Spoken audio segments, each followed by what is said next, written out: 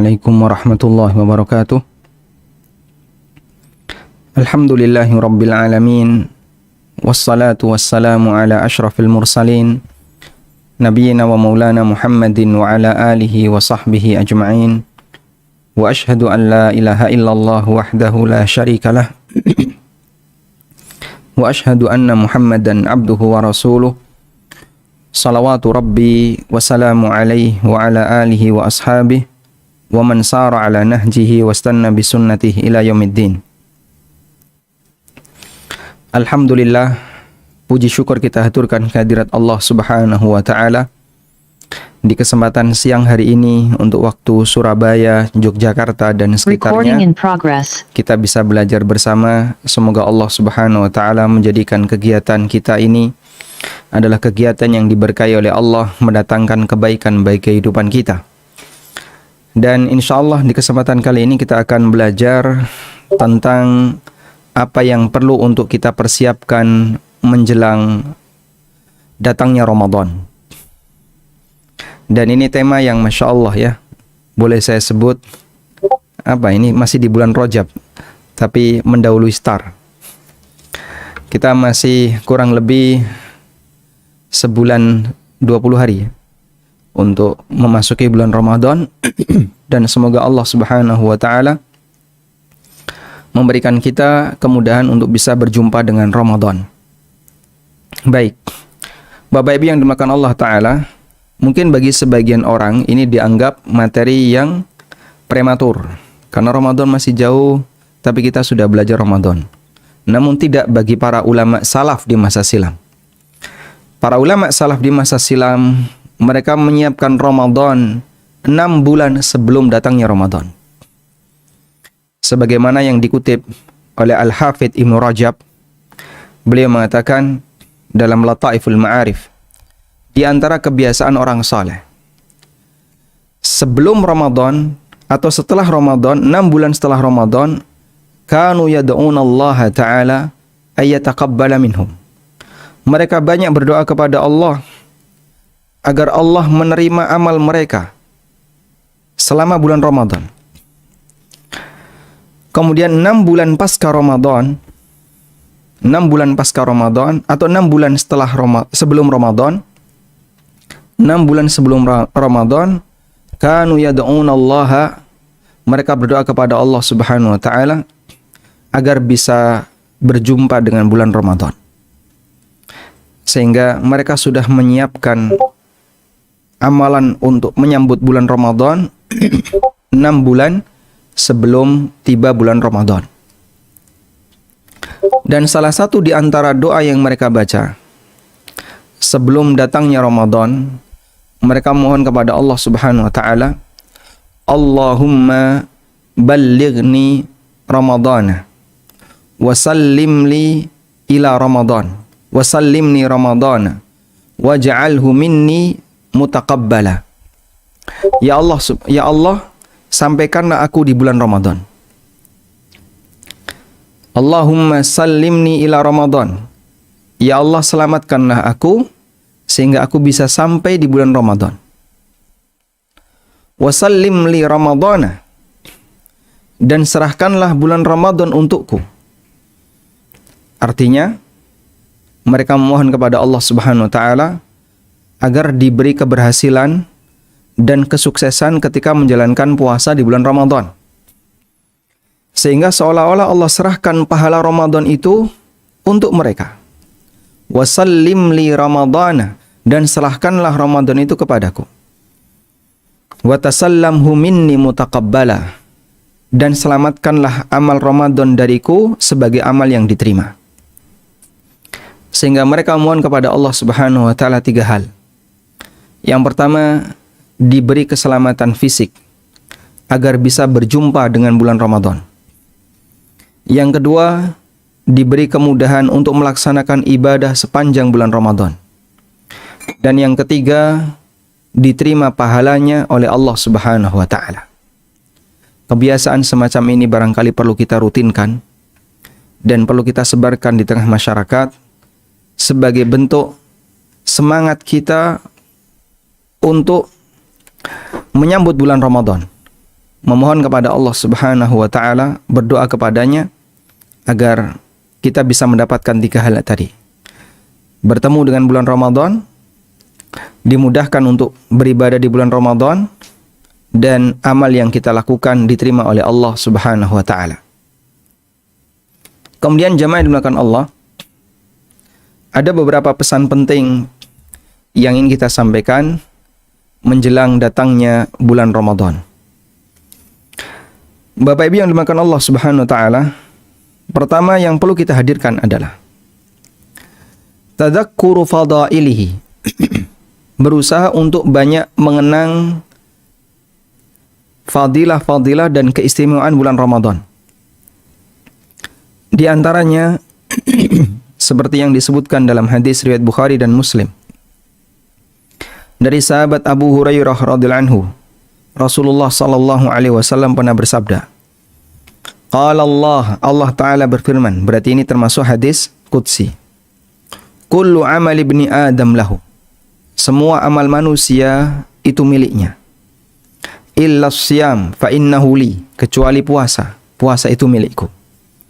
Wa ana ajzi bihi, dan aku yang akan memberikan balasan kepada sang hamba.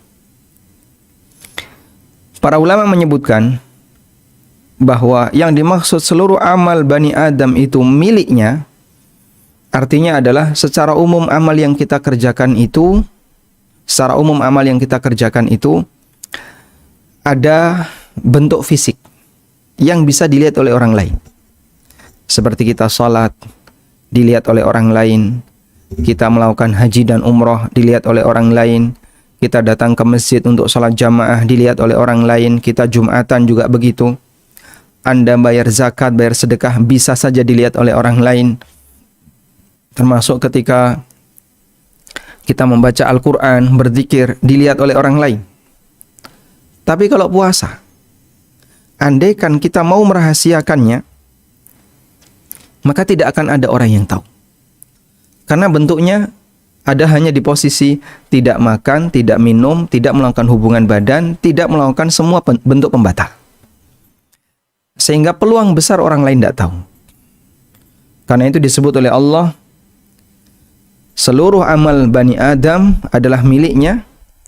Artinya bisa saja dia mendapatkan manfaat tambahan dari amal itu dalam bentuk pujian dari orang lain, kecuali puasa, di mana puasa ini ketika dilakukan oleh seorang hamba, orang lain nggak bisa melihatnya. Tidak ada fisik dari amal tersebut. Lalu kata Allah, fa innahu li, puasa itu milikku. Baik, ini pendekatan makna yang pertama. Ada pendekatan makna yang kedua yang disampaikan oleh para ulama. Yang dimaksud seluruh amal Bani Adam miliknya, artinya amal itu bisa dijadikan sebagai kafarah atas kesalahan yang dia lakukan kepada orang lain. Misalnya dia pernah menggunjing orang lain, menghina orang lain, apapun bentuk kezaliman yang dia lakukan kepada orang lain, maka kezaliman itu akan digantikan dengan amal yang dia lakukan, akan digantikan dengan amal yang dia kerjakan. Sehingga saat kita pernah mendolimi si A, mendolimi si B, mendolimi si C, maka nanti di akhirat, kalau kezaliman itu belum selesai di dunia, nanti di akhirat A, B, C dan orang-orang yang pernah kita zalimi itu akan menuntut kita. Dia akan mengambil amal kita. Sehingga amal itu bermanfaat bagi kita. Salat bermanfaat bagi kita. Ibadah bacaan Quran, zikir, dan aneka ibadah-ibadah yang lainnya bermanfaat bagi kita. Dalam bentuk ibadah itu bisa kita jadikan sebagai pengganti atas kezaliman yang pernah kita lakukan kepada orang lain, dan kezaliman itu belum selesai di dunia. Ketika pemiliknya nuntut di akhirat, Allah gantikan dengan aneka ibadah yang pernah saya kerjakan, yang pernah kita kerjakan. Kecuali puasa. Illa siyam, kecuali puasa. Ketika puasa itu diterima oleh Allah, fa innahu li, Allah katakan itu milikku. Sehingga ini tidak diserahkan kepada orang lain pada waktu mereka nuntut di hari kiamat disebabkan karena kezalimannya. Tapi Allah jaga ibadah puasa itu sampai Allah berikan balasan kepada pelakunya. Wa ana ajzi bihi, dan aku yang akan berikan balasan kepadanya. Dan itu menunjukkan keistimewaan yang luar biasa, di mana amal puasa Ramadan tidak dijadikan oleh Allah Subhanahu wa taala sebagai sebagai salah satu di antara yang akan menggantikan kezaliman yang dilakukan oleh seorang hamba, tapi itu ditutupi oleh Allah Subhanahu wa taala dengan cara yang lain. Kemudian yang kedua yang perlu kita persiapkan terkait sebelum masuk Ramadan adalah miliki niat yang kuat untuk bisa beramal yang lebih baik di bulan Ramadan. Dalam arti Anda harus punya target. Ramadan kali ini Anda harus punya target. Targetnya adalah sesuatu yang lebih baik dibandingkan Ramadan tahun kemarin. Sebagai contoh misalnya, Anda akan berusaha, kalau kemarin walhamdulillah barangkali sudah berhasil menghatamkan satu Al-Quran sekali dalam satu bulan. Berhasil menghatamkan Al-Quran dalam waktu 1 bulan Ramadan. Anda miliki target. Semoga Ramadan besok saya bisa menghatamkan 2 kali dalam sebulan. Ramadan berikutnya Anda punya target. Semoga bisa menghatamkan 3 kali. Ramadan berikutnya semoga bisa menghatamkan 4 kali. Sampai Anda tidak mampu untuk mencapainya. Target-target seperti itu sudah kita pasang dari awal. Karena seorang hamba, semangatnya itu ditentukan oleh targetnya. Semakin jauh targetnya, dorongan semangatnya akan semakin besar. Dan itulah kekuatan niat. Orang yang punya niat, maka fisiknya akan menyesuaikan dengan apa yang menjadi semangat dalam niatnya, sehingga dia akan berusaha semaksimal mungkin untuk mewujudkannya. Karena dia punya semangat dengan niatnya itu.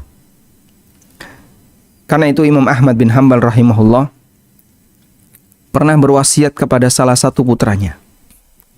Ya bunayya, inwil khairah. Wahai putraku, selalu miliki niat yang baik. Fa innaka la tazalu bi khairin ma nawaital khairah. Karena kamu akan selalu berada dalam kebaikan selama kau punya niat yang baik. Setiap muslim yang dia punya niat yang baik, hidupnya akan lebih terarah. Setiap muslim yang dia punya niat yang baik, maka dia akan lebih semangat dalam beramal. Setiap muslim yang punya niat yang baik, motivasinya akan semakin besar. Dan itu menjadi pendorong kuat bagi dia untuk melakukan kegiatan, meskipun bagi sebagian orang mungkin dirasa itu sangat melelahkan. Karena kekuatan seorang mukmin ada pada niatnya. Salah satu kekuatan seorang mukmin ada pada niatnya. Kita bisa lihat ya, keajaiban niat. Ada salah satu sinse. Sinse ini ngajar tentang bagaimana teknik menggunakan pedang samurai. Ini teman saya yang cerita ya. Saya nggak ikut pelatihan itu. Teman saya cerita begini. Jadi Shinsei ini mengajari gimana cara menggunakan samurai. Latihannya itu kan menggunakan tebok ya. Tahu tebok? Pelepah pisang. Pelepah pisang ya latihannya. Jadi samurai ketika digunakan, kalau bisa memenggal pelepah pisang, berarti latihannya berhasil untuk tahap 1. Kata beliau begini, kalau ini adalah batang tebok. Orang mau menebas ini.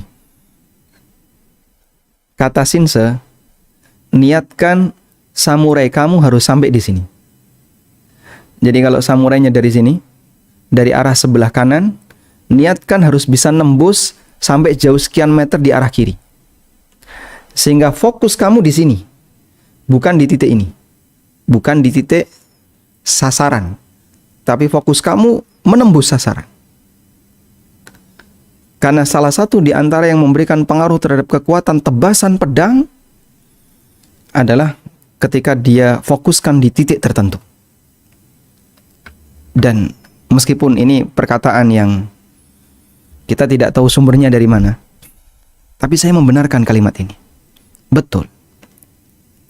Dan seperti itu seorang hamba dalam masalah ibadah. Dia harus punya target yang tinggi. Ketika dia punya target tinggi, fokus dia akan ke target itu. Meskipun bisa jadi dia nggak nyampe target itu dalam masalah ibadah. Karena kalau dia punya target yang tinggi ke arah fokus itu, semangat dia akan semakin tinggi. Tapi kalau targetnya masih di bawah ya, rendahan, yang tidak begitu membutuhkan tenaga yang sungguh-sungguh, nanti malasnya itu berada di bawah. Penghalang malasnya semakin besar. Tapi kalau targetnya jauh, pendorongnya akan semakin jauh. Itu salah satu di antara kekuatan niat. Bermanfaat baik dalam urusan dunia, apalagi dalam urusan ibadah. Makanya Anda bisa perhatikan ya, kalau Anda punya niat bangun malam dan serius, saya akan coba malam ini saya bangun jam 2 misalnya. Dan Anda serius, pokoknya jam 2 bangun. Kenapa? Jam 3 pesawatnya boarding. Itu Masya Allah ya. Jangankan bangun jam 2, jam setengah 2 mungkin dia sudah nggak bisa tidur. Karena jam 3 dia mungkin tidurnya bukan tidur di hutan. Dia tidur di musola bandara. Boarding jam 3. Dia tidur dulu di musola bandara ya. Atau mungkin boarding jam 5 ya. Boarding jam 5, dia harus berangkat dari rumah ke bandara mulai jam 3. Meskipun dia nggak pernah tahajud, meskipun dia nggak pernah bangun malam, tapi seolah-olah fisik ini terkendalikan dengan apa yang menjadi fokusnya. Pokoknya jangan sampai telat, jangan sampai ketinggalan. Jam 5 berangkat. Boarding. Berarti saya jam 3 harus sudah keluar dari rumah. Bangun dia jam setengah 3, jam 2 udah nggak bisa tidur. Kekuatan niat. Dalam masalah ibadah juga sama. Orang kalau nggak punya niat yang semangat, maka ibadahnya tidak akan semangat.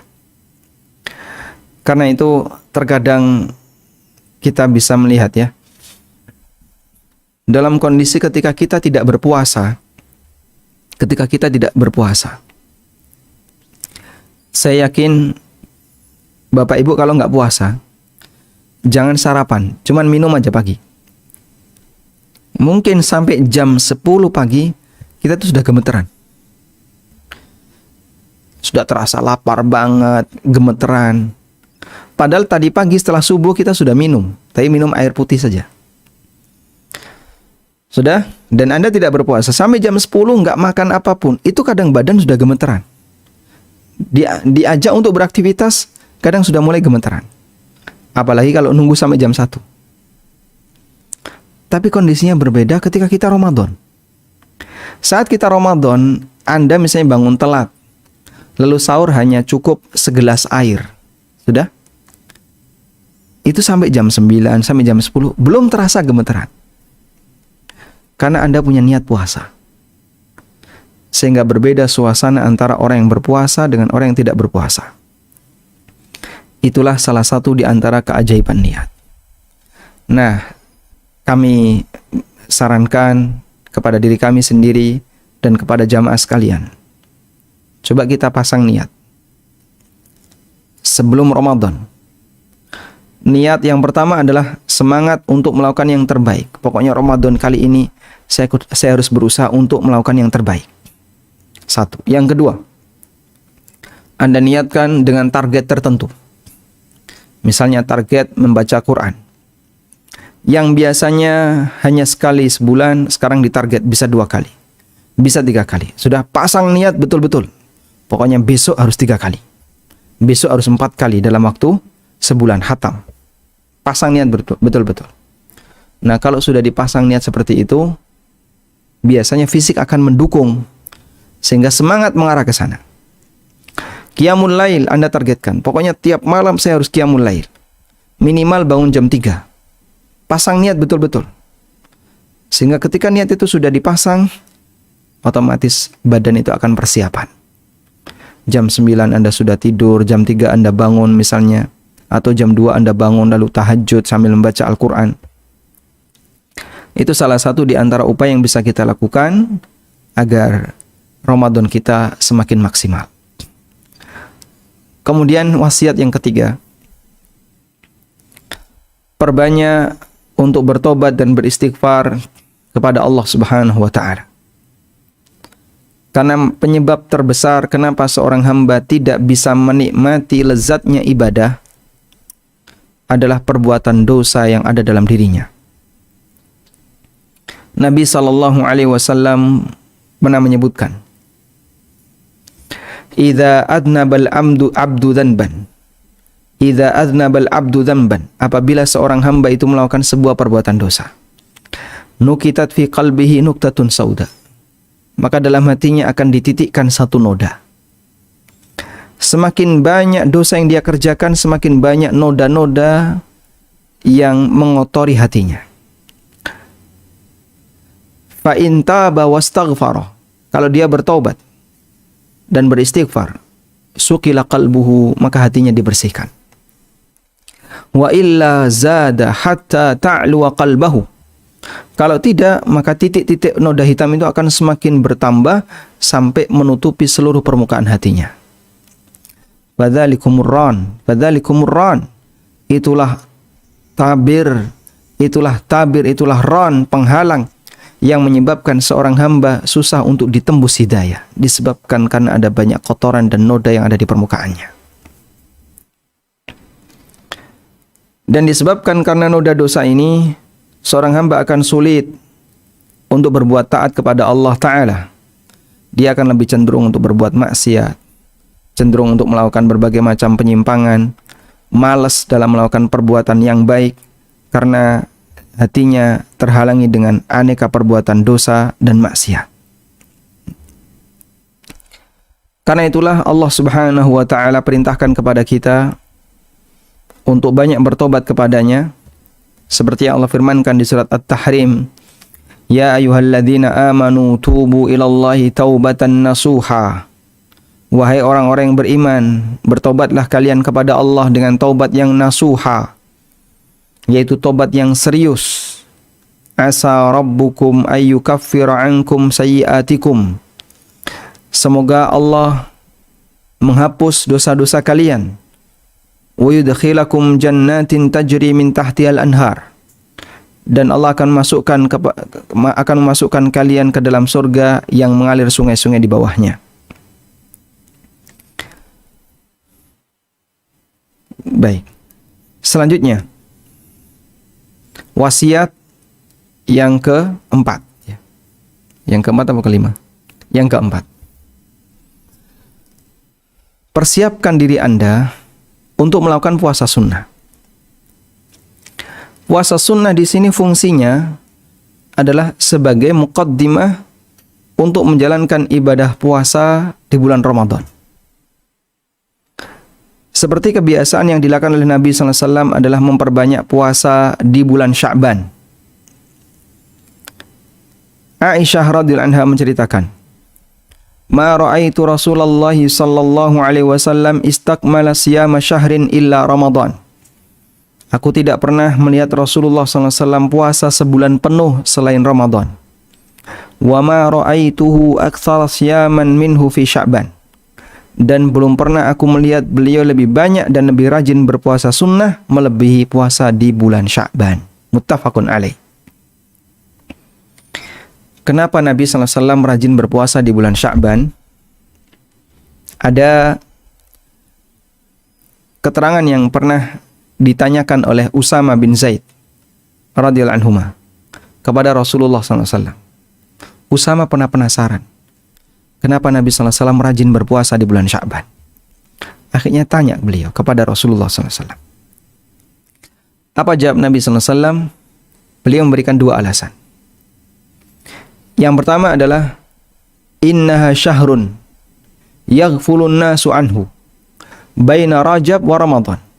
Karena bulan Sya'ban adalah bulan yang paling banyak dilalaikan oleh masyarakat. Jatuh antara Rajab dengan Ramadan. Rajab itu bulan ibadahnya orang jahiliyah di masa silam. Ramadan bulan ibadahnya kaum muslimin. Sehingga masyarakat beribadah di 2 bulan ini. Akibatnya Sya'bannya banyak dilalaikan. Kenapa? Dia jatuh di antara 2 bulan yang isinya ibadah. Sehingga sehingga Sya'bannya menjadi ibadah yang menjadi bulan yang dilalaikan. Maka Rasulullah SAW ingin tampil beda. Di saat banyak orang lupa kepada Allah, lalai kepada Allah, maka beliau menjadi orang yang justru rajin beribadah kepada Allah. Yang kedua, wa dzalika syahrun turfa'u fihi al-a'malu ila rabbil alamin. Dan di bulan itu amal seorang hamba, amal para hamba diangkat menuju Allah Ta'ala Rabbul Alamin. Fana uhibbu ayyurfa'a amali wa ana sha'im. Maka aku ingin ketika amalku diangkat menuju Allah dalam posisi aku sedang berpuasa. Masya Allah. Dan para ulama menjelaskan hikmahnya. Kenapa Nabi SAW rajin berpuasa di bulan Sya'ban. Dan itu menjadi salah satu di antara syariat bagi umatnya. Agar berpuasa di bulan Sya'ban. Mereka mengatakan bahwa puasa di bulan Sya'ban itu ibarat puasa qabliyah untuk Ramadan. Karena dalam ibadah wajib yang kita kerjakan selalu diiringi oleh Allah Ta'ala dengan ibadah sunnah yang berada di kanan kirinya. Kita mengenal ada istilah salat rawatib. Apa itu salat rawatib? Salat sunnah yang mengiringi salat wajib. Ada qabliyah, ada ba'diyah. Maka hal yang sama ternyata juga berlaku dalam kegiatan puasa. Ada puasa sunnah yang dia dianjurkan untuk dikerjakan di sekitar Ramadan. Ada qabliyah, ada ba'diyah. Qabliyah Ramadan adalah Sya'ban. Ba'diyah Ramadan adalah puasa 6 hari di bulan Syawal. Sehingga keberadaan puasa 6 hari di bulan Syawal, sebagaimana kata Ibnu Rajab rahimahullah, itu ibarat salat ba'diyah untuk salat 5 waktu. Salat sunnah ba'diyah. Ini puasa sunnah ba'diyah. Sedangkan bulan Sya'ban, puasa sunnah di situ ibarat puasa qabliyah. Nah, seorang hamba ketika dia menjalankan puasa qabliyah dan ba'diyah, maka puasa di bulan Ramadan akan terlaksana lebih maksimal. Karena dia sudah punya muqaddimah sebelumnya. Tayyib. Sehingga dia tidak menjadi orang yang malas. Dia sudah berusaha untuk persiapan agar nanti ketika masuk di medan dia lebih siap. Beda kalau orang sama sekali tidak pernah menjalankan puasa sunnah, maka begitu memasuki Ramadan bisa jadi dia tidak semangat dalam menjalankannya. Tayyib. Selanjutnya, yang kelima. Wasiat yang kelima adalah berkaitan dengan persiapan mengisi kegiatan di bulan Ramadan. Kalau tadi kita sudah membahas tentang masalah niat, kita sudah membahas tentang masalah pasang target, berikutnya kita sudah melakukan persiapan sebelum masuk Ramadan. Di antaranya adalah memperbanyak membaca Al-Quran di bulan Sya'ban. Memperbanyak beribadah di bulan menjelang Ramadan, yaitu Sya'ban. Sebagaimana yang dilakukan oleh para ulama salaf di masa silam, para pendahulu kita. Ulama-ulama salaf maksudnya adalah sahabat tabi'in dan tabi'in. Salamah Ibnu Kuhail pernah mengatakan, kana yuqal syahru Sya'ban syahrul qurra. Dulu ada pernyataan, bulan Sya'ban adalah bulannya Al-Qurra, para penghafal Quran. Kenapa bulan Sya'ban adalah bulan para penghafal Quran? Karena ketika sudah masuk bulan Sya'ban, mereka berlomba-lomba untuk semakin banyak membaca Quran. Bahasa kita semaan, ya. Semaan itu dilakukan dulu di bulan Sya'ban.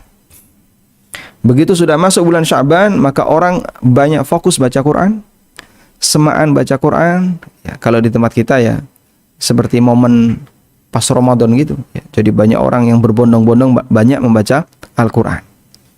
Mushaf Al-Quran yang sudah mulai berdebu, ya, Begitu masuk Ramadan kan dilap-lapi, itu dibersihkan. Karena setahun yang lalu disimpan dan ini jumpa lagi tahun ini. Masya Allah, dibaca setahun sekali. Dan saya melihat betul mushaf yang dibaca setahun sekali di musola. Karena saya tahu selesai Ramadan Al-Quran itu ditaruh di tempat itu. Dan saya sering ke musola ini. Dan baru diambil lagi Ramadan tahun depannya. Sehingga mushaf ini hanya terpakai ketika bulan Ramadan. Nah, kalau ulama salaf di masa silam, persiapan itu sudah dilakukan sejak Sya'ban. Sampai dikatakan Syahrul Sya'ban, Syahrul Qurra. Bulan Sya'ban adalah bulannya orang-orang yang rajin menghafal Al-Quran. Wa kana Amr ibn Qais. Dan ulama yang bernama Amr bin Qais, idza dakhala syahra Sya'bana aghlaqa hanutahu wa tafarraga li qiraatil Qur'an. Apabila sudah masuk bulan Sya'ban, maka toko beliau ditutup. Tokonya tutup dan fokus membaca Al-Qur'an. Subhanallah. Padahal itu belum masuk Ramadan. Kalau di tempat kita kan warung itu tutup Ramadan. Ini enggak. Beliau sudah tutup mulai Sya'ban dalam rangka untuk fokus membaca Al-Quran. Ini sebagaimana dilakukan oleh Amr ibn Qais. Wa qala Abu Bakar al-Bulkhi. Kata Abu Bakar al-Bulkhi, Syahru Rajabin syahru zar' wa syahru Sya'bana syahru saqyi zar' wa syahru Ramadan syahru hasadiz zar'. Bulan Rajab adalah bulan untuk menanam. Bulan Sya'ban bulan untuk mengairi tanaman. Bulan Ramadan bulan untuk panen tanaman. Ini teorinya para ulama di masa silam. Sehingga persiapannya bahkan dilakukan sejak Rajab. Rajab itu mulai menanam, artinya mulai menentukan amal-amal apa yang akan dilakukan di bulan Ramadan. Berlatihnya, pembiasaannya sejak Rajab. Dah ditanam. Ini tanam amal baca Quran, tanam amal tahajud, tanam amal apa. Sudah? Setelah menanam, bulan Sya'ban dikuatkan lagi dengan cara disirami biar makin besar semangatnya. Bulan Ramadan tinggal ringan mengamalkannya sehingga tinggal panen hasilnya. Karena orang akan semakin rajin sebab dia terasa ringan ketika beramal. Ini perkataan Abu Bakar al-Bulkhi. Wa qala aidan, dan Imam Abu Bakar al-Bulkhi juga pernah mengatakan, Mathalu syahri Rajabin karrih. Bulan Rajab itu seperti angin. Wa mathalu Sya'bana mithlul ghaim. Sedangkan bulan Sya'ban itu seperti mendung. Wa mathalu Ramadana mathalul matar. Dan bulan Ramadan itu seperti hujan. Wa man lam yazra' wa yaghris fi Rajab. Kalau orang itu belum nandur, belum tanam bibit di bulan Rajab. Kalau orang belum tanam bibit di bulan Rajab, walam yaski fi Sya'ban, dan dia belum menyiramnya di bulan Sya'ban, fa kaifa yuridu ay yahsuda fi Ramadan. Bagaimana dia berharap untuk bisa panen di bulan Ramadan? Sehingga persiapan amalnya bagi mereka adalah 2 bulan sebelum Ramadan. Jadi dia sudah mulai ancang-ancang. Di sini saya akan beramal, saya akan baca Quran, di sini saya mulai latihan tahajud, di sini mulai latihan qiyamul lail, mulai latihan itu dilakukan. Di bulan Rajab semakin digiatin, ketika masuk Sya'ban disirami, makin dipanasin, begitu Ramadan tinggal panen. Baik. Selanjutnya, persiapan berikutnya adalah belajar tentang fikih Ramadan. Seorang muslim harus menghiasi setiap amal yang dia lakukan dengan ilmu. Sebagaimana yang dinyatakan oleh Imam Bukhari rahimahullah, al-ilmu qabla al-qawli wal amal. Orang itu harus sudah punya ilmu terlebih dahulu sebelum dia bicara, sebelum dia beramal. Karena ilmu ini ibarat panduan bagi dia. Orang mengarungi Ramadan seperti dia memasuki sebuah wilayah tertentu. Kalau dia nggak punya panduan, peluang untuk melakukan penyimpangan sangat besar. Ada sebuah ungkapan mengatakan begini. Man salakat tariqa bila dalilin dhalla. Wa man qama ala syai'in bila i'timadin zalla. Barang siapa yang menempuh perjalanan tanpa petunjuk, dia sesat. Dia pasti akan tersesat. Dan siapa yang berdiri di satu tempat tanpa pegangan, dia akan tergelincir. Jadi itu prinsip ya. Barang siapa yang melakukan perjalanan tanpa petunjuk, dia akan tersesat. Dan siapa yang berdiri di satu tempat tanpa sandaran, dia akan tergelincir. Ketika kita memasuki bulan Ramadan, sadari bahwa Anda sedang melakukan perjalanan selama 1 bulan. Nanti akan tembus sampai akhir Ramadan, jika Allah kehendaki masih hidup sampai akhir Ramadan. Kalau orang nggak punya panduan, dhalla, maka dia akan tersesat. Akhirnya dia banyak melakukan penyimpangan, dia banyak melakukan kekeliruan, salah ketika beramal, disebabkan karena dia nggak punya panduan. Dan ketika orang punya prinsip tertentu, tapi prinsip itu tidak punya landasan, maka dia akan tergelincir.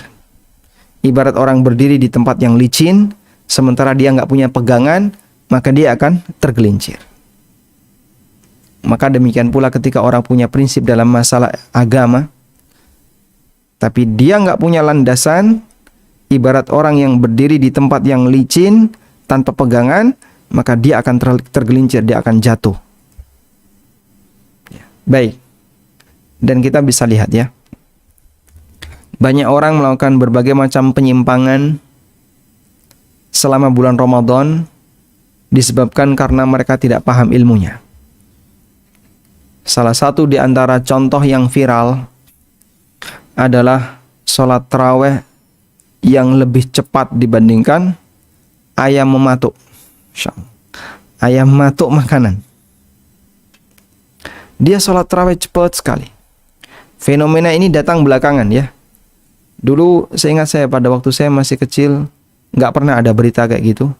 Ketika saya sampai SMA juga nggak pernah ada berita seperti itu. Awal-awal saya kuliah nggak pernah ada berita seperti itu. Belakangan kemudian itu viral, muncul berita ada orang yang melakukan sholat tarawih tercepat di dunia. 23 rakaat hanya dalam waktu berapa menit? 7 menit peletas. Hanya dalam waktu 7 menit selesai. Subhanallah. Akhirnya dibuat rata-rata.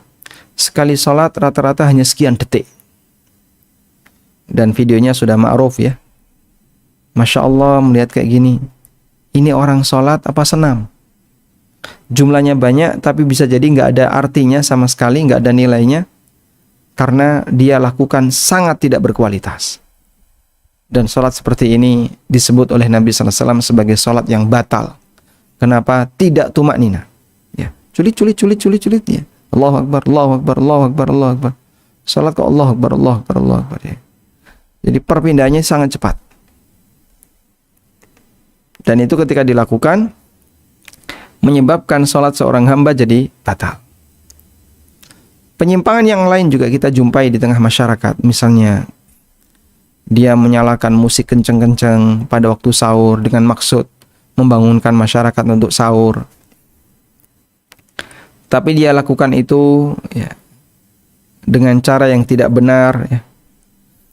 Lalu kemudian ganggu orang yang sedang istirahat atau ganggu mereka yang sedang tahajud karena dia nggak punya ilmunya. Wahum yahsabuna annahum yuhsinuna sun'a. Baik contoh pertama maupun contoh yang kedua, kedua-duanya sama-sama punya anggapan kalau mereka sedang beramal soleh.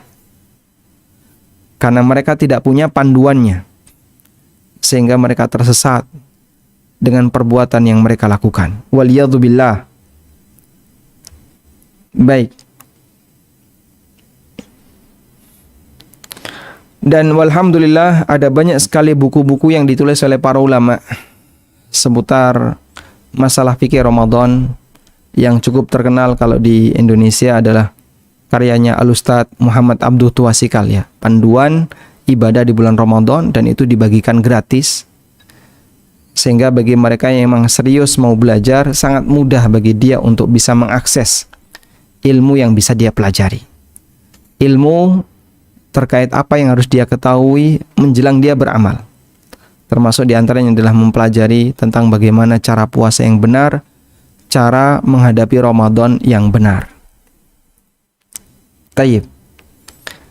Selanjutnya, sebagai bentuk penyemangat agar kita bisa melakukan itu dengan maksimal, silahkan Anda membaca sirah para ulama di masa silam dan bagaimana semangat mereka dalam beramal ketika bulan Ramadan. Karena dengan cara seperti ini akan membuat seorang hamba itu semakin termotivasi untuk beramal. Orang dulu berhasil, saya nggak boleh kalah. Ya, meskipun kita nggak bakalan mungkin bisa menyaingi amal orang dulu, tapi setidaknya itu akan membuat diri kita akan semakin semangat dalam beramal. Dalam Syu'abul Iman karya Al-Baihaqi, beliau membawakan riwayat dari Abdullah bin Mas'ud radhiyallahu anhu, annahu kana yaqra'ul Qur'ana fil jum'ati ilal jum'ah wa fi Ramadan yakhtimuhu fi kulli thalathin. Sahabat Abdullah bin Mas'ud radhiyallahu anhu, beliau menghatamkan Quran selama sepekan, dari satu Jumat ke Jumat berikutnya. Dan itu kebiasaan yang dilakukan oleh Ibnu Mas'ud di luar bulan Ramadan. Wa fi Ramadana, tapi kalau di dalam bulan Ramadan, yakhtimuhu fi kulli thalathin, beliau menghatamkan Al-Quran setiap 3 hari. InsyaAllah 3 hari hatam, 3 hari hatam, 3 hari hatam. Sahabat siapa ini? Siapa tadi? Abdullah bin Mas'ud radhiyallahu anhu. 3 hari hatam, sehari membaca 10 juz. Saya belum pernah merasakan kayak gitu. Mungkin ada jamaah sebagian yang sudah pernah merasakan itu. Kalaupun Anda belum berhasil melakukan seperti ini, coba berlatih untuk memiliki niat agar bisa semakin memperbanyak bacaan Quran. Kemarin khatam berapa kali 1 bulan? 2 kali, alhamdulillah. Ramadan besok 3 kali. Insya Allah, miliki niat, tekad. Nah, kalau sudah jadi azam yang kuat, tekad yang kuat, lalu ternyata dia punya halangan, hadatsalahu hadis, ada halangan yang menimpanya, maka dia akan tetap mendapatkan aliran pahalanya.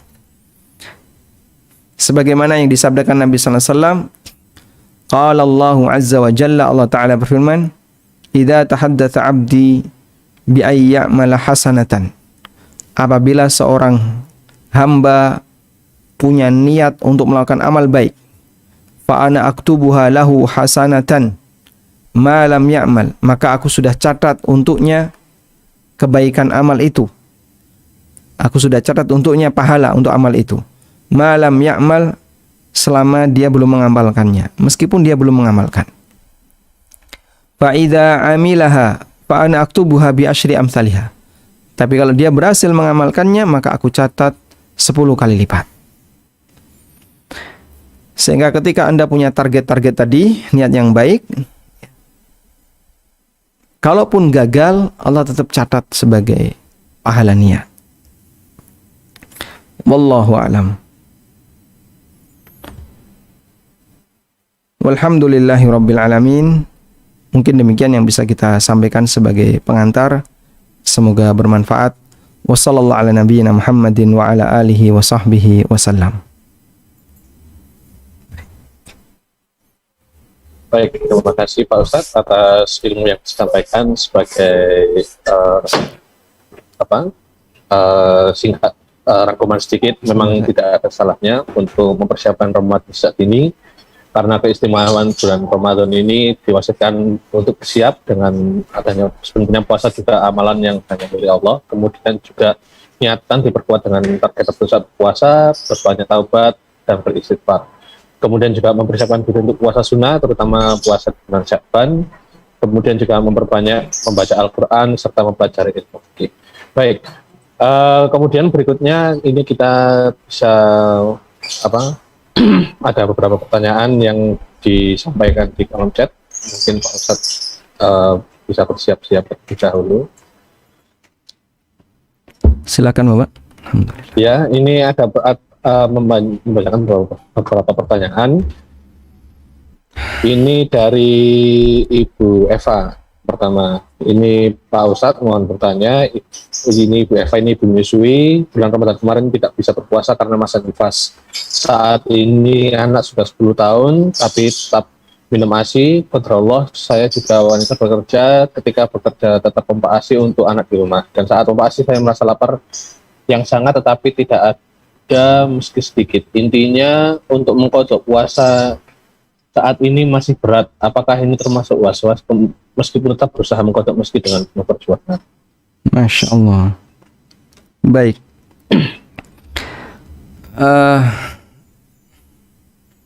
Pertama begini ya.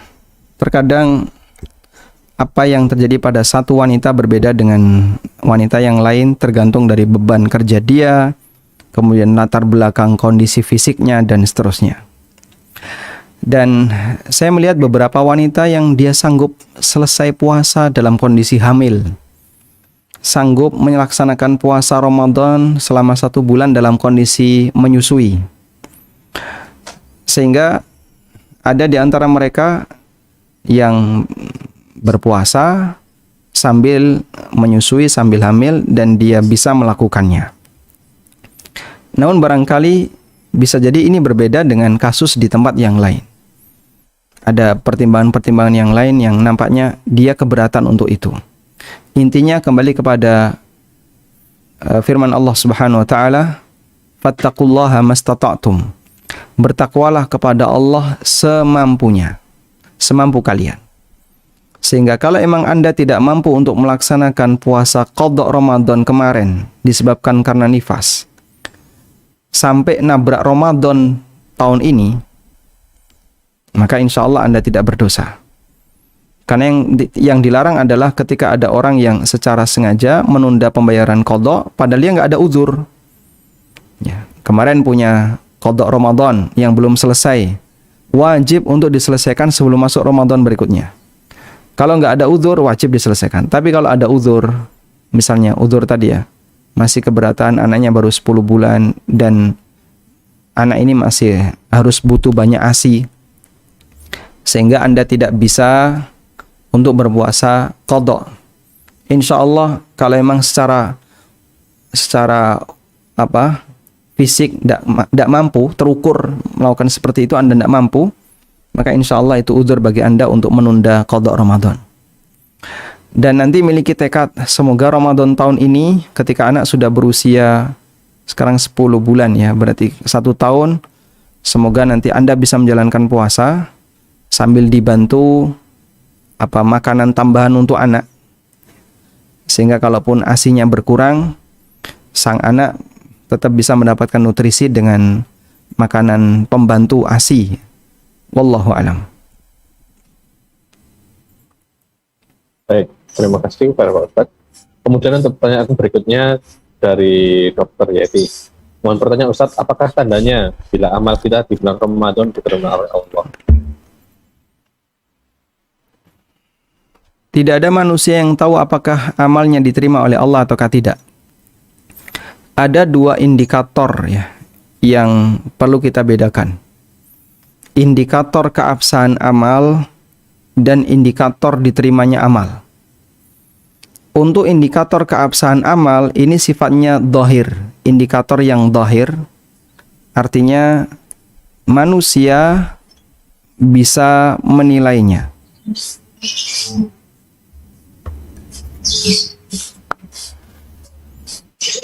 Jadi ada indikator amal. Indikator amal ada indikator lahir. Artinya nampak. Untuk indikator yang pertama ini bisa menentukan antara sah atau batal. Dan manusia bisa memastikan.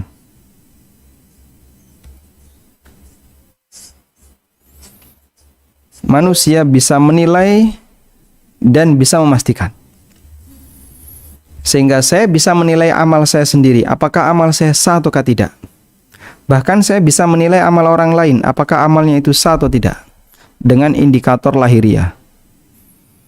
Selama Anda yakin dalam amal yang Anda kerjakan telah melaksanakan syarat, rukun, wajib, dan di situ tidak ada pembatal, maka Anda bisa yakin bahwa amal yang Anda kerjakan sah. Karena tidak ada penghalang sehingga membuat amal ini berstatus batal. Dipahami ya? Sebab ini indikator yang nampak. Bahkan ketika kita menilai orang lain dalam beramal, kita bisa. Dengan ketentuan Anda paham apa saja syarat, rukun, dan wajib serta pembatal amal itu. Anda paham. Anda paham syarat sholat apa saja, rukun sholat apa saja, wajib sholat apa saja. Anda paham. Pembatal sholat Anda paham. Lalu ada orang yang sholat dan Anda lihat dalam satu wujud sholat dia ini tidak ada satupun pelanggaran terhadap 4 tadi. Maka Anda bisa nyatakan, saya bisa pastikan sholat dia sah. Dengan demikian, kita bisa menilai amal kita dan amal orang lain. Anda sholat berjamaah bersama imam. Dan Anda di belakang imam. Anda lihat imam. Selesai salam, apakah kita ragu? Jangan-jangan tadi Pak Imam ngentut. Atau jangan-jangan tadi Pak Imam batal tapi nggak ngaku. Kita tidak punya keraguan itu. Sampai kita salam kita yakin, insya Allah sholat saya sah. Dan karena imam saya juga sah. Dan saya bermakmum di belakang orang yang sholatnya sah. Sehingga Anda tidak mufaroqah, Anda tidak meninggalkan jamaah. Karena Anda yakin imam Anda sah. Itulah indikator lahir. Yang kedua, indikator yang dirahasiakan oleh Allah, indikator batin, ya, tidak nampak, sehingga manusia nggak tahu, karena Allah Subhanahu wa Ta'ala tidak menampakkannya. Nah, ini berkaitan dengan indikator diterima ataukah ditolak. Meskipun di situ ada isyarat. Meskipun di situ ada isyarat. Ada isyarat yang menunjukkan bahwa amal hamba ini diterima. Tapi dia tidak bisa memastikan. Misalnya, isyaratnya adalah dia tetap semangat beramal setelah selesai beramal. Indikator yang lain misalnya, isyarat yang lain, orang ini jadi orang yang saleh, orang yang baik setelah beramal. Nah, itu salah satu di antara isyarat indikator bahwasanya amalnya diterima oleh Allah Ta'ala. Dipahami ya? Nah, kalau yang Anda tanyakan adalah apa indikator amal itu diterima, kita tidak punya acuan. Tapi kalau apa isyarat amal itu diterima, sifatnya isyarat. Saya sebut isyarat karena manusia tidak bisa memastikan. Di antara isyaratnya adalah dia semakin rajin beribadah pasca ibadah, dia semakin baik, dia jadi orang yang semakin soleh. Bisa jadi itu adalah isyarat amal yang telah dia kerjakan diterima oleh Allah Ta'ala. Jangankan kita sebagai manusia biasa, sekelas Nabi Ibrahim alaihi salatu wassalam, beliau nggak bisa mastiin apakah amalnya diterima atau tidak. Sehingga Nabiullah Ibrahim alaihi salatu wassalam, begitu ketika beliau membangun Ka'bah, beliau berdoa kepada Allah Subhanahu wa Ta'ala, Allahumma taqabbal minna innaka antas samiul alim. Ya Allah, terimalah amal kami, sesungguhnya Engkau Maha mendengar lagi Maha mengetahui. Wallahu a'lam. Baik, terima kasih Pak Ustadz. Ini pertanyaan berikutnya. Assalamualaikum Pak Ustadz. Izin Waalaikumsalam. bertanya, puasa sunnah apa saja yang dianjurkan pada bulan Sya'ban? Jazakumullah khairan. Wa jazakumullah khairan. Puasa sunnah apa saja yang dianjurkan untuk dilakukan di bulan Sya'ban? Sesuai dengan rutinitas sebelumnya. Puasa sunnah yang dianjurkan untuk dilakukan di bulan Sya'ban adalah puasa sunnah sesuai rutinitas sebelumnya. Ini jadi kaidah. Kalau Anda punya rutinitas Senin Kamis, ya lanjutkan di bulan Sya'ban Senin Kamis. Kalau Anda punya rutinitas Daud, lanjutkan di bulan Sya'ban Daud. Anda punya rutinitas puasa 3 hari. Setiap bulan, di bulan Sya'ban lakukan itu. Yang kedua adalah puasa sunnah mutlak di bulan Sya'ban, khusus bulan Sya'ban. Sehingga mulai dari awal sampai akhir Sya'ban Anda rajin puasa. Puasa lagi, puasa lagi, puasa lagi, dan begitu seterusnya sampai akhir bulan Sya'ban. Sebagaimana praktek yang dilakukan oleh Rasulullah sallallahu alaihi wasallam. Maka ada 2 puasa sunnah, ada 2 jenis puasa sunnah yang dilakukan di bulan Sya'ban. Pertama, puasa sunnah sesuai dengan rutinitas sebelumnya. Yang kedua adalah puasa sunnah tambahan yang khusus dikerjakan di bulan Sya'ban. Wallahu a'lam. Baik, terima kasih pada Pak Ustadz. Ini mungkin pertanyaan berikutnya lagi. Ini dari Dr. Lestari Ekawati. Assalamualaikum, izin bertanya Pak Ustadz, manakah yang lebih baik atau lebih utama bagi seorang wanita, sholat tarawih berjamaah di masjid atau sendirian di rumah? Matur nuwun. Mana yang lebih baik, sholat tarawih di masjid ataukah sholat sendirian di rumah? Ada banyak pertimbangan untuk melihat mana yang terbaik. Namun kesimpulan yang bisa kami berikan adalah mana yang membuat Anda lebih semangat untuk beramal, lebih serius dalam menjalankan amal, itulah yang lebih baik. Sudah? Dan pertimbangan ini berlaku baik bagi lelaki maupun wanita. Kalau kita mengatakan yang lebih baik wanita itu sholatnya di rumah, memang itu hukum asal. Sudah. Tapi dalam kondisi tertentu, ketika dia sholat di rumah itu terlalu banyak godaan, banyak gangguan, gampang ngantuk, ketika sholat ongap-angop ya. Kemudian kadang merem, nggak terasa. Akhirnya dia nggak semangat untuk beribadah, sampai membuat dia jadi malas ibadah. Maka mungkin kita sarankan coba Anda ke masjid saja, temannya di sana banyak, biar Anda bisa lebih banyak. Namun bisa jadi dalam kondisi tertentu ada orang yang ketika sholat di rumah dan di masjid, dia lebih bagus di rumah.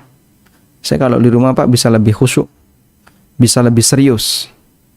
Ya, maka silahkan Anda sholat di rumah. Jadi di sini ada 2 pertimbangan dua hal yang perlu dipertimbangkan. Pertama dari sisi kualitas ibadah itu dan dari sisi kuantitasnya. Kalau Anda di rumah ternyata justru membuat Anda jadi malas-malesan, ya, maka sebaiknya Anda di masjid. Tapi kalau Anda di rumah dan di masjid sama saja, di rumah saya bisa sholat, di masjid juga saya bisa sholat, mungkin lebih bagus di rumah. Karena kualitas seorang wanita ketika ibadah di rumah itu semakin afdol nilainya. Wallahu a'lam. Baik, terima kasih Pak Ustadz. Ini ada pertanyaan lagi. Bismillah, mohon bertanya, bagaimana kodok puasa yang tahun-tahun sebelumnya sengaja tidak dibayar? Apa bisa dengan bertaubat atau tetap diakumulasi dibayar semampunya selama hidup? Jazakumullah khairan. Qadha puasa ini termasuk di antara wajib muasa. Jadi ada 2 hal yang perlu kita bedakan terkait puasa Ramadan ya.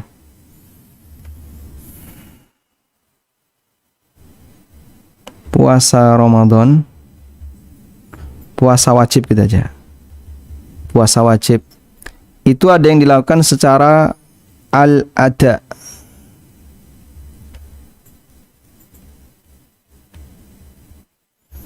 Puasa wajib ada adalah dilaksanakan tepat bulan Ramadan.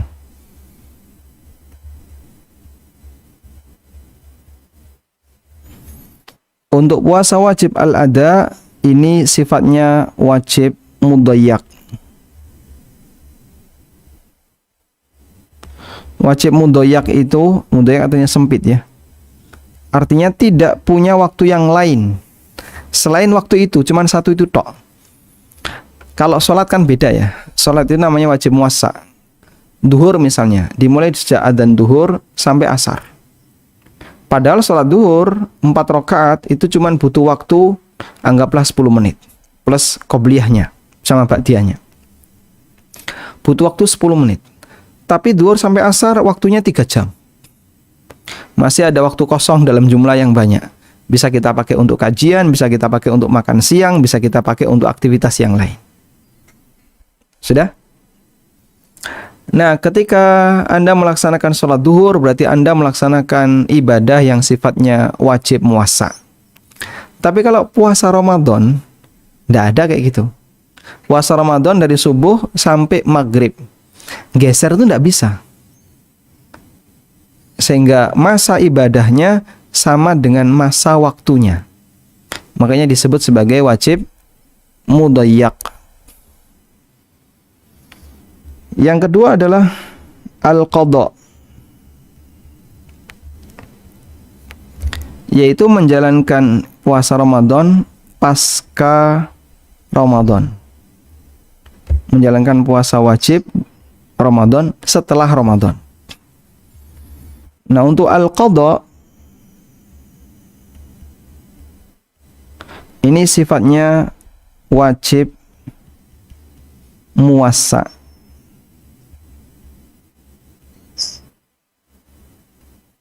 Wajib muwassa itu artinya luas. Luasnya seberapa? Luasnya adalah selama rentang dari mulai Syawal sampai Sya'ban. Ya. Berarti berapa bulan itu, Pak? 11 bulan. Anda punya waktu untuk melaksanakan qadha Ramadan. Jika wajib muwassa ini tertunda, orangnya berdosa. Ya. Menunda wajib muwassa tanpa uzur, maka orangnya berdosa.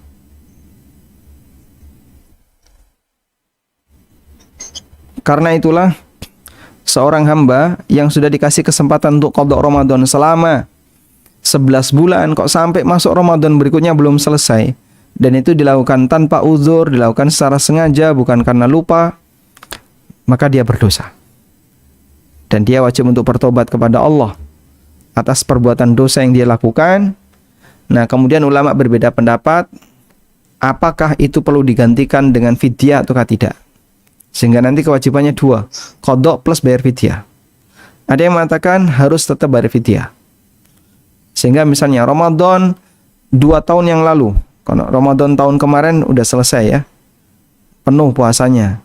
Ramadan 2 tahun yang lalu, dia belum selesai sampai sekarang, kurang 5 hari. Loh, padahal ini sudah menabrak Ramadan tahun 42, sekarang di tahun 43. Ya, ini utang Ramadan tahun 41, 1441. Sekarang sudah mau masuk Ramadan tahun 43, 1443, kau belum selesai? Belum. Dosa kamu. Kurang 5 hari. Ya sudah, 5 hari segera diselesaikan, plus kamu bayar fidyah untuk 5 hari. Sebagai kafarah atas kecerobohan dia menunda wajib muwassa tanpa uzur sampai keluar waktu. Baik. Kemudian yang kedua,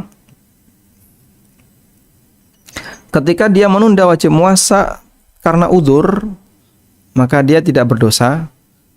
Nah, apakah dia harus membayar fidyah? Ya, pendapat yang kuat tidak perlu, karena dia punya uzur dalam masalah ini dan dia harus mengerjakannya sesegera mungkin. Wallahu a'lam.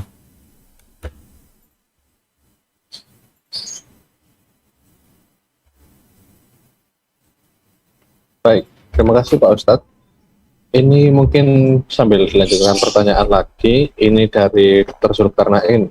Assalamualaikum. Izin bertanya Ustadz, bagaimana hukumnya suntik saat berpuasa, baik obat maupun vitamin?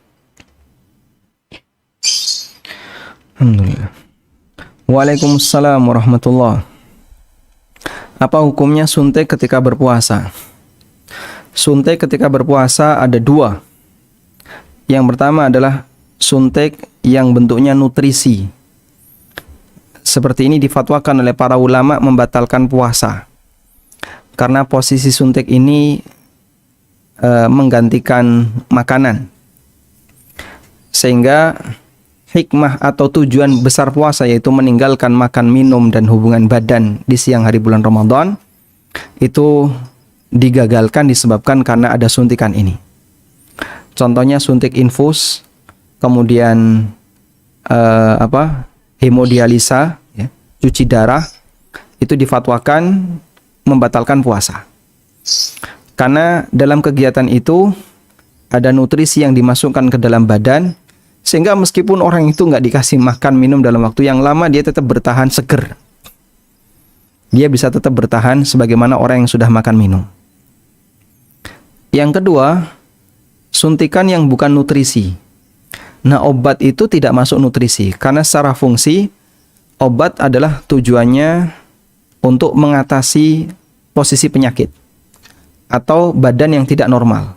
Demam diturunin, nyeri dihilangi nyerinya, atau ada kuman lalu diserang dengan antibiotik. Sehingga di posisi bukan untuk nutrisi. Suntikan seperti ini difatwakan oleh para ulama tidak membatalkan puasa. Termasuk diantaranya adalah suntikan vaksin. Itu tidak batal puasa.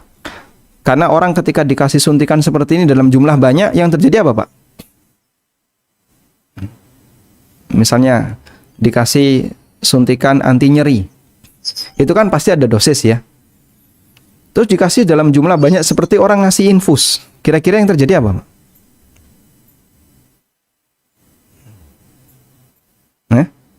Ini para dokter yang bisa jawab ini. Iya. Saya belum pernah melakukan uji coba kayak gitu. Keracunan, Pak. Iya. Dia akan mati dia. Beda dengan infus. Ya, dikasih satu botol infus ada berapa mili itu? 500-an atau 600-an mili. Hah? Berapa mili, Pak? 500 1 liter. 500 mili ya. Dia dikasih 500 mili, setengah liter. Itu bisa masuk ke dalam tubuhnya hanya dalam waktu sekian dan membuat dia seger seperti orang yang habis makan minum. Sehingga kalau ini tidak membatalkan puasa, wah enak banget itu orang yang diinfus. Makanya para ulama ini semakna. Jadi ini menggunakan jalur kias ya. Ini semakna dengan makan minum. Tapi kalau obat, vaksin, dikasih vaksin sebanyak 500 ml. Jadi robot nanti dia. Mati dia. Wallahu a'lam. Baik, terima kasih Pak Ustadz. Mungkin ini pertanyaan terakhir. Bismillah, Assalamualaikum warahmatullahi wabarakatuh. Afwan Ustadz, apa sholat id untuk wanita yang masih punya bayi atau balita boleh sholat di rumah dikarenakan pandemi? Apakah ada uzur untuk itu? Jazakallah khairan. Waalaikumsalam warahmatullahi wabarakatuh. Jika karena alasan pandemi, banyak hal kegiatan yang normalnya itu disyariatkan untuk dilakukan secara berjamaah, seperti Jumatan, kemudian sholat jamaah sendiri, termasuk sholat id, maka dia boleh ditinggalkan dengan pertimbangan takut tertular penyakit atau menularkan penyakit, dan itu memberikan madarat bagi dirinya. Namun pertimbangan ini harus real, dalam arti syai'un mutahakkik, betul-betul akan terjadi situasi itu jika dibiarkan secara bebas. Artinya bukan sebatas dunun, bukan sebatas ya ini masih prediksi ringan. Kalau masih prediksi ringan, seharusnya tidak dijadikan sebagai pertimbangan untuk menganulir syiar Islam. Tapi kalau prediksi kuat, Pak, ini kondisi pandemi masih membara,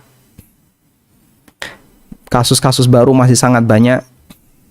Dilihat dari grafik yang ada di rumah sakit, bisa jadi ketika ada indikator tersebut tidak hanya berlaku karena alasan punya anak saja, termasuk juga orang dewasa, termasuk juga orang yang dia punya komorbid tertentu. Wah, saya nggak berani, saya sensitif kena gula misalnya. Nanti mereka punya uzur untuk silahkan tinggal di rumah. Sholat 2 rakaat karena dia tidak melaksanakan sholat Id di lapangan. Tapi kalau dia dalam posisi sehat walafiat, kemudian tidak ada komorbid yang kira-kira cukup berpengaruh ketika terkena penyakit misalnya, kami sarankan agar tetap melaksanakan syiar ini dengan bertawakal kepada Allah Ta'ala, dan tentu saja dengan menggunakan prokes sebagaimana yang disarankan oleh pemerintah. Wallahu a'lam. Ini ada beberapa pertanyaan yang lain yang gimana? Yang apabila ada pertanyaan yang sekiranya ingin dijawab, monggo Pak Ustadz. Tadi ini saya ambil yang sekiranya masih berhubungan dengan puasa, mungkin ada yang pertanyaan menarik Pak Ustadz yang ingin dijawab. Coba kita angkat. Assalamualaikum. Waalaikumsalam. Di bulan Ramadan ditekankan untuk sering membaca Al-Quran. Membaca Al-Quran ini hanya membaca saja atau membaca diiringi dengan memaknai ayat-ayatnya. Jadi memang ada dua perbedaan antara kegiatan Ramadan dengan luar Ramadan. Kegiatan di bulan Ramadan itu lebih fokus kepada memperbanyak tadarus. Dan itu praktek yang dilakukan oleh para ulama. Karena itu Imam Syafi'i rahimahullah begitu masuk Ramadan, beliau menutup buku-buku fikih dan fokus membaca Quran. Demikian pula para ulama yang lain begitu masuk Ramadan, beliau lebih fokus untuk tadarus, membaca Al-Quran. Sehingga ada di antara mereka yang khatam Quran sehari semalam, khatam Quran. Sehingga dalam waktu sebulan bisa 30 khatam. Ada di antara mereka yang sehari siangnya khatam sekali, malam khatam sekali.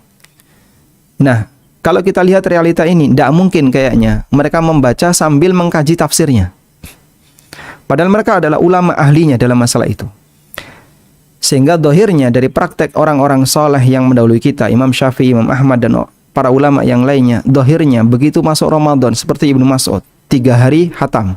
Nampaknya hanya fokus banyak membaca saja, tidak mengkaji tafsirnya. Tapi di luar Ramadan, acara berganti. Ilmu dibuat dominan. Sehingga muatan-muatan ilmu ada di sana. Muatan ilmu dibuat dominan ini dengan cara apa? Kita sambil belajar tafsirnya, sambil belajar maknanya. Nah, maka kalau Anda bertanya, Pak, di dalam Ramadan kita memperbanyak baca Quran tapi tanpa memahami maknanya, buat apa? Masya Allah, Anda punya 11 bulan untuk bicara itu. Apakah sudah dilakukan? Jadi kadang ada orang yang komentar miring kayak gitu ya. Ramadan, ngapain cuman banyak baca Quran, gak ngerti maknanya. Sudah, jangan bicara Ramadan sekarang ya. Anda punya 11 bulan, dari mulai Syawal sampai Sya'ban. Silakan baca Quran plus maknanya. Apakah Anda sudah lakukan itu? Wah, kalau di luar bulan Ramadan saya nggak lakuin. Masya Allah, punya 11 bulan disia-siakan. Begitu masuk Ramadan, ngeritik orang yang banyak membaca Quran. Likulli maqamin maqal. Di setiap posisi ada kondisi tertentu. Di sini bulan Ramadan silakan fokus baca Quran, perbanyak sebanyak-banyaknya. Dan kalau Anda mau bicara tentang masalah tafsir, bicara tentang masalah kandungan makna, Anda bisa taruh di luar Ramadan. Ada posisinya sendiri-sendiri. Sebagaimana praktek yang dilakukan oleh para ulama. Wallahu ta'ala alam. Bolehkah zikir-zikir yang biasa dibaca pagi petang dibaca setiap waktu saat bulan Ramadan? Anda posisikan di tempat yang sama. Jadi kalau Anda baca pagi petang, ya di bulan Ramadan juga dibaca pagi petang. Wallahu alam, mungkin itu sebagai tambahan yang penting untuk kami sampaikan. Semoga apa yang kita bahas ini bermanfaat. Wassallallahu ala nabiyyina Muhammadin wa ala alihi wa sahbihi wa sallam. Wa akhiru da'wana anil hamdulillahi rabbil alamin. Nah,